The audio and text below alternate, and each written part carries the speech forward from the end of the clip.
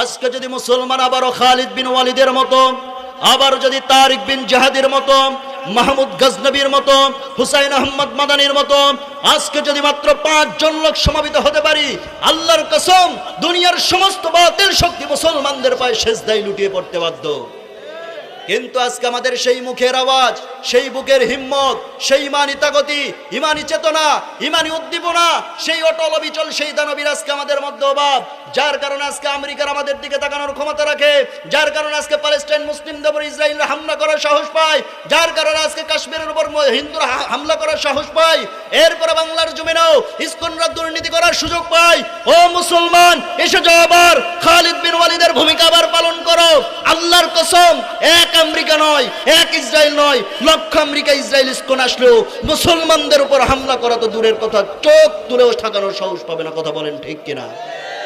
সবাই জবান ছেড়ে আমার সাথে পড়েন, আউযু বিল্লাহি মিনাশ শাইতানির রাজিম, বিসমিল্লাহির রাহমানির রাহিম,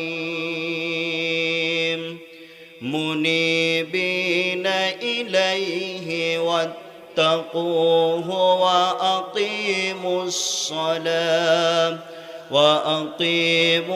সালাতা ওয়া লা তাকুনু মিনাল মুশরিকিন। সাদাকাল্লাহুল আযীম। সূরাতুর রুম আয়াত নাম্বার 31। কত নাম্বার আয়াত? 31 নাম্বার আয়াত। এই আয়াতে কারিমার উপর কিছু কথা বলার চেষ্টা করব, আল্লাহ যেন কবুল করেন, পড়েন আমিন।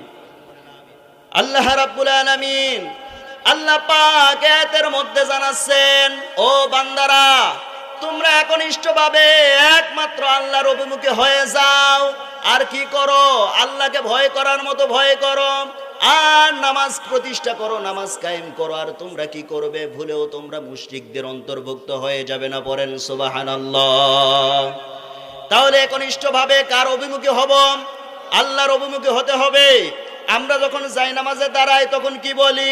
ইন্নী ওয়াজ্জাহতু ওয়াজহিয়া লিল্লাযী ফাতারাস সামাওয়াতি ওয়াল আরদা হানিফা ওয়া মা আনা মিনাল মুশরিকিন।